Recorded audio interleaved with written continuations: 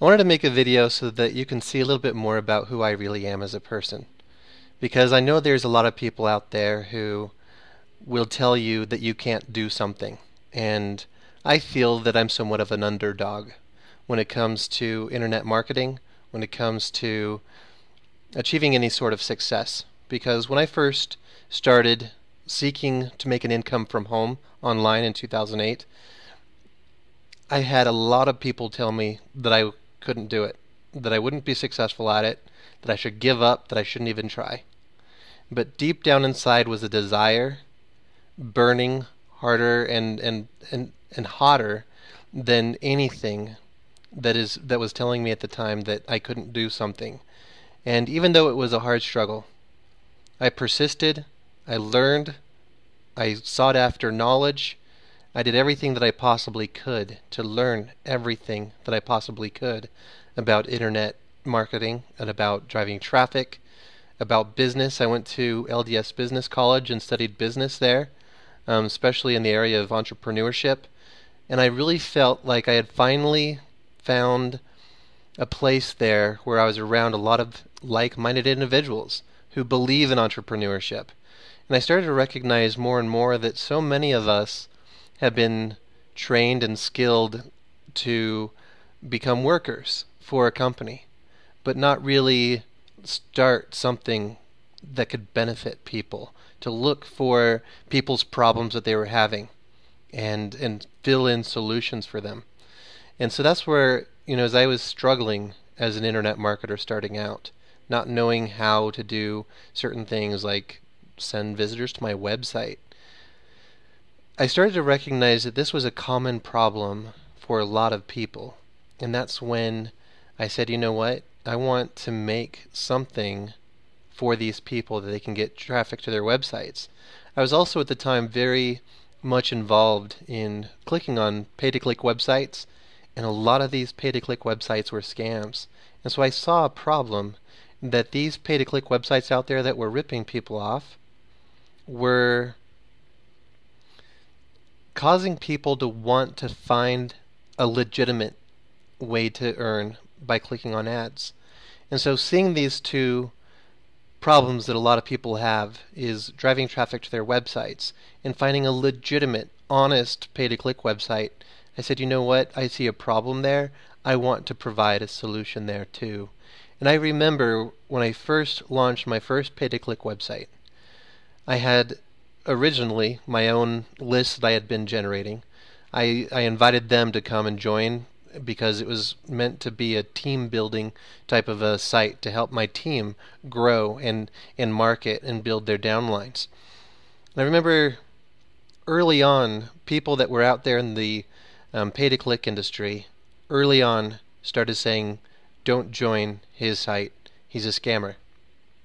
That was before anyone knew anything about me, and of course I recognized that there were already a lot of pay-to-click scams, and I knew that, and that's where I was trying to stand out and deliver something better than what was already out there. So I felt, okay, this is going to be an uphill battle, but I'm going to I'm going to show people who I really am through time.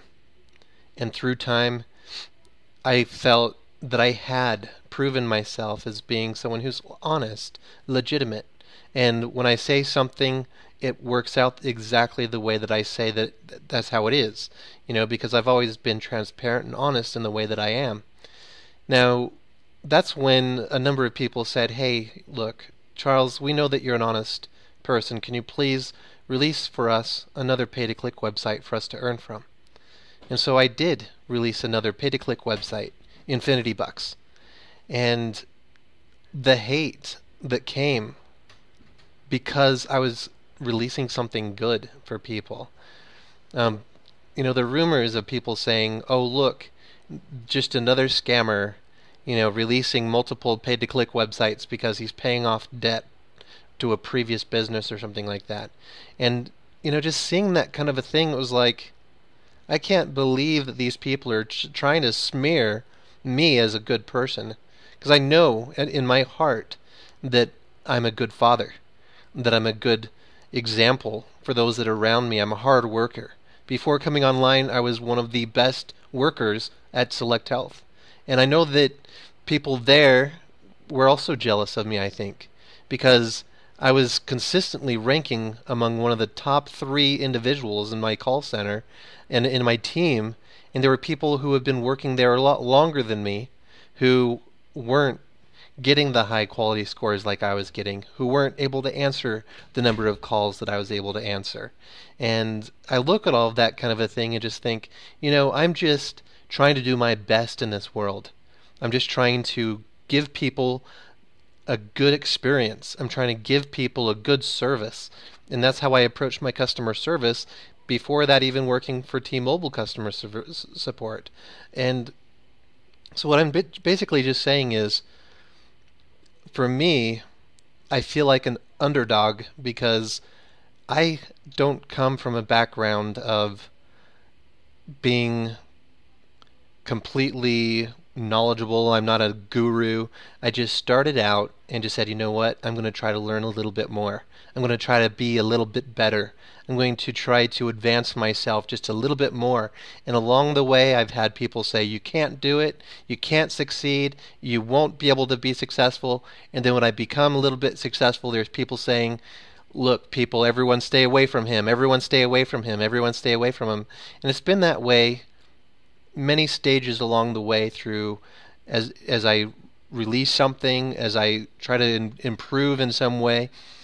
And what really is the most difficult thing for me to read is for someone to try to say that I'm a scammer. Because through my whole experience on the internet, whenever I sell anything to anyone, and this goes directly with my own personal referrals that I bring into the opportunities that I'm the owner of or any other opportunity that I'm promoting, I've always told people what it is that they're going to be getting and how the compensation works. As clear as day. And I also focus not just on what they're buying, but if they want to earn an income, I try to help them know that it comes from doing more than just sitting there and doing nothing. Now I know that there's companies out there like ACN, and I was talking with one of the leaders of ACN just recently, and he was explaining that there's, if you type in ACN and you'll see scam next to it. And it's because people do get involved in business opportunities, who are not dedicated towards their own success. They might have paid into their own business and purchased their business package or whatever it is with ACN and try to get started, but then they didn't earn a lot of money, and so they gave up. They heard the people telling them, you can't do it, you won't be successful, and they believed them. And they quit, and they said, you know what? I wasted my money on getting involved in this business opportunity, whatever it was. But the truth is, it might have been a waste in some way, but hopefully they can take that as a learning opportunity to recognize that they can do something if they want to. They have to be able to start doing things that they've never done before for them to achieve things that they've never achieved before. And that's what I started to really recognize, delving into the secret, the law of attraction, how business works, and how to attract customers. And one of the things I really liked hearing was Sir Richard Branson talking about, customers and why he feels customers come back and utilize his services, the things that he's offering, is because he feels that he's giving customers a good experience and that he's providing a good quality product or whatever it is that he's offering, and that people have that good experience, they enjoy what they had, and then they come back because to them virgin in their minds means quality and a good experience. And that's what I look at with what I do and what I put together. One of the things that I look back over the years is through all of the hate, my own personal experience with advertising and many other people advertising on the websites that I have released, they've always come back and said, you know what, Charles, bar none, what you've offered has given me the best results from any other advertising website that I've promoted on. And that to me is rewarding. I mean, to me, that's the most rewarding thing, is that when a customer comes back to me and says, thank you, that was amazing service that you offered me. I'm going to come back again and again and again because what you've given me is exactly what I've been trying to get anywhere else. Now, I know that there's a lot of marketers out there who use a lot of different resources, and if you're involved in internet marketing, I would always recommend that you use as many resources as you can. Now, I know that through business, any business owner out there in the entire world who has started out in business, they have struggled, they've met challenges, they've tried to overcome those challenges, and they keep pushing forward. And, you look at people like Sir Richard Branson or Donald Trump or Robert Kiyosaki, these people that stand out the most in our minds, look back in their history and you can see struggle. You can see that they, at the very early stages, they might not have known fully what they were doing, but through time and development, they honed their skills. And that's what I look at with my own personal business history. When I launched that first pay-to-click website, I understood the math behind it because I knew how to discover at that time a pay-to-click website that wasn't able to pay. I could understand that you can't reward people in earnings more than the cash that you've already received. I mean, that's a Ponzi, right? And that's what I recognized with a number of these pay-to-click websites, is that they were telling people that they were able to earn more than what the advertisers were actually spending in advertising. So when I put together my own websites for pay-to-click, that's how I developed the advertising packages, is I had to divide up evenly. If someone paid for advertising, divide that up to the clicks that the person earned when they clicked on it and the referring sponsor when their referrals clicked on it. And it needed to be sustainable completely because I wasn't going to reward out more money than I actually had. And that was one of the things that, as I saw people make these accusations to me that I was in some sort of debt, that was completely false. And the thing that really was hard for me as a challenge as an entrepreneur in my early stages, I didn't understand fraud. That was just the case. I didn't recognize how big of a widespread issue that is within the income industry as a whole on the internet. People all over the world, in every country, it's not just specified for one country or another. But there are fraudsters all over the world who are looking for these income opportunity sites that they can make a quick and easy buck with and kind of move on to the others. I mean, they're vultures. That's what they are.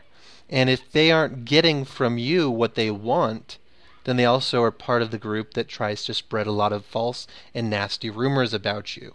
And so if you have this person who is cheating or using some kind of a bot or something like that, clicking on ads on your website, and you're a pay-to-click owner, then all of a sudden, if there's not a whole lot of positive things out there about you and about your website, their loud voice starts to spread, especially if you start banning more of these people who are essentially cheating you of your website. But not just you, but the advertisers, because these advertisers, they're spending money on a service to get exposure to their websites. And if those buyers are only getting visitors from cheaters who are using multiple bot clickers and things like that, and 1,000 visitors get used up and they're all fake people, then how much value does that service really hold? And so that's what I always focus on, is finding the cheaters, getting those people off the website, and catering to providing the best possible service to the people who are buying the services. And then that way you'll always have the instant payouts, because then you'll have the funds that are completely divided up from the purchases of these advertising buyers. And looking at that, it's kind of sad, because the people who took advantage of your website, exploited some kind of security hole, or they weren't able to, or they were able to find a way through and create multiple accounts and things like that. They exploited some kind of earning, and then they turn around because you found them, you blocked them, and now they say, you know what, you're a scam. And that keeps away good, legitimate buyers. That keeps away good, legitimate earners who want to use your service. And so it turns it into more like, again, kind of an underdog type of a situation where there's a lot of negativity out there, but actually the good, positive people, generally, it's kind of interesting in human nature. If you're having a good, positive experience, you don't talk much about it. You don't go out there and start to spread it. It's interesting when someone is able to spread a lot more negativity and get more attention that way than they were able to try to get referrals legitimately and spread a good thing about a good company and actually get real referrals. Now, I know that people don't really fully understand how all of that works and how there's a lot of the people out there involved in anything that wants to call it or cry scam or whatever and start forming rumors. It's because of a number of things like jealousy. They don't like anyone else experiencing success. And if you think about it, with my pay-to-click websites, I stood out and said, don't join the scams, come join us. And then the scammers are basically turning around saying, well, then don't join him either. Because now they're losing their bottom line. They're losing the money that they were making. Illegitimately, of course. They were scamming people. But if they could try to make me look like a scammer, then they would keep customers away from me. But the bottom line of what it was that I was trying to do at the very beginning is release something that was legitimate. Because I saw a problem of people who were releasing scams and taking advantage of people. And I was one of them. I was taken advantage of. And I said, you know what? This just has got to stop. Someone's got to release something that's actually really good. And that's what I look at with revenue sharing programs in general, is a lot of revenue sharing programs released pseudo advertising services. And so I wanted to actually release something that had good quality advertising services. That was a big goal for me. So when I released Adhit Profits, it was going extremely well. And there were a number of people who recognized the services were really good, but there were some people who were joining for the wrong reasons. They heard how much money people were making that were involved in my business opportunity, and they weren't even using the services that they were buying. And so with these people that were coming to buy service, even though it was among the top performing services in the industry, and I would even dare say probably the world, there were a number of people who were just there for that short term because they jumped from new program to new program to new program. And so when you get a bunch of people who are jumping into a new thing and then leaving, that's going to cause a noticeable impact on revenues. And as they were leaving, what was the thing that they wanted to do? They wanted to kind of cause an exodus among all of the people who were members of Adhit Profits to come and follow them into their next business opportunity, that next new thing. And sadly, it did cause people to go over there, and what happened then is there was a reduction of incoming revenues for ad purchases because people were spending their money somewhere else. And that's not a big problem. I wasn't scamming people, but when people notice a reduction in the amount of revenues that they're receiving, their minds do start to feel that something is wrong and that they look at me and say that I was doing something. But that's not the case. But with these people that were out there spreading fear, uncertainty, and doubt with people and spreading rumors and trying to make people feel that I was some kind of a scammer and to stay away from me and all of this, then those types of campaigns had some success to them, which also caused revenues to drop even more, because people weren't buying services with us anymore on Adhit Profits. And so with more people purchasing less, that caused less revenues to be available to share. I took my personal income that I earned legitimately through referral sales and said, you know what, I'm going to use this to bolster, kind of boost up the amount of revenues that were being shared with people. But instead of people turning around and saying, you know what, Adhit Profits isn't over, I see that we're still sharing in revenue, let's place some focus back into Adhit Profits. Instead of anything like that, what I was expecting and hoping to see, it caused people to say, I'm glad it's still paying, take out as much as you can before it stops. Now, what people don't realize is that Adhit Profits has never stopped paying. Never. We've always shared the revenues that we have coming in. And one of the payment processors that we received payments from was Easy Bonds. And Easy Bonds ended up stealing all of the money that we received from them.